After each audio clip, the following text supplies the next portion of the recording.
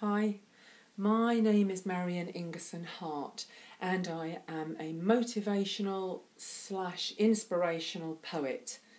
The poem that I'm going to share with you today is entitled Faith, and it was inspired by a beautiful 5-year-old girl that I met earlier this year. Faith was a Chinese orphan and she had a very difficult start in life. Faith can't see, Faith can't hear. Faith didn't learn to eat properly. She can't chew solid food. She was never taught. But she is now in a loving family environment with her adoptive parents, Julie and Tony, and she is thriving and growing. And I watched Faith on the day that we met them.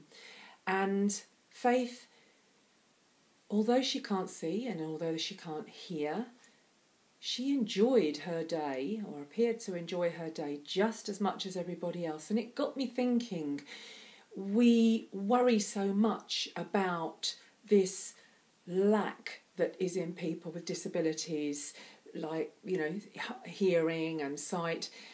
They can't possibly be happy, they're not complete. But Faith looked complete to me. Faith was using her other senses. She was participating in the day. So I wonder if there's a message in there for us about enjoying life exactly the way that you are and not labelling people and things. Okay, I'm going on a little bit. What I'm going to do is I'm going to share the poem with you, and you can make your own minds up. So here we go.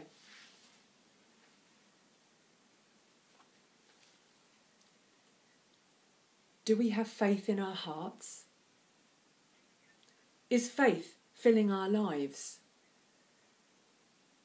Do we want faith to release us from our troubles and strife?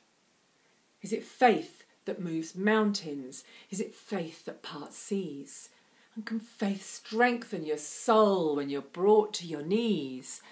Can faith feed the hungry? Does faith give to the poor? Can faith heal all our sickness and bring an end to all wars?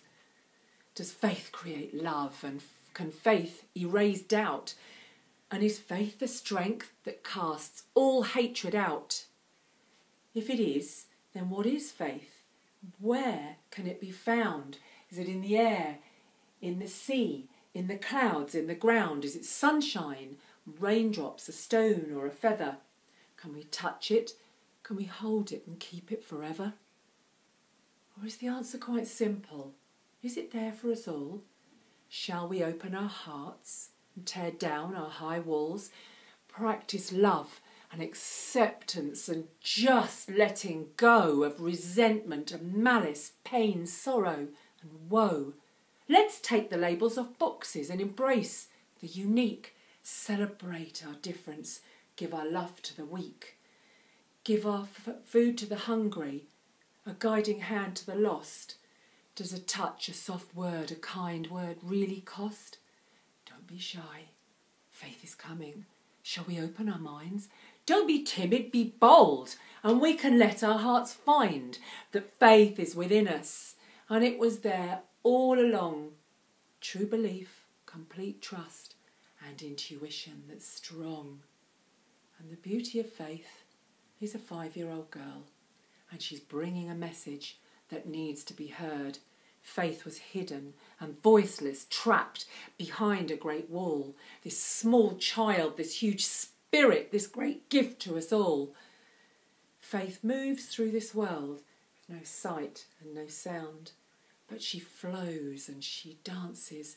Her feet are on the ground, Faith twisting and turning. She's touching and tasting, her senses attuned to this world. Nothing's wasted. Through love, she has freedom. She's thriving and growing, flickering, shimmering, shining and glowing. Faith dances in the sunlight. Faith sings her own songs in a world where she counts, in a world where she belongs. Starfish house floating and whispering fingers that curl around your heart, and the feeling that lingers is of an ancient wisdom, innate knowledge and hope. Hope for us as the ones, as we fumble and grope in our own lives of darkness, where we don't always listen to ourselves, to each other. We ignore the tears that glisten. We can forget what we value. We don't know what is true. We can lose sight. We can lose hope. We can lose faith. Until now.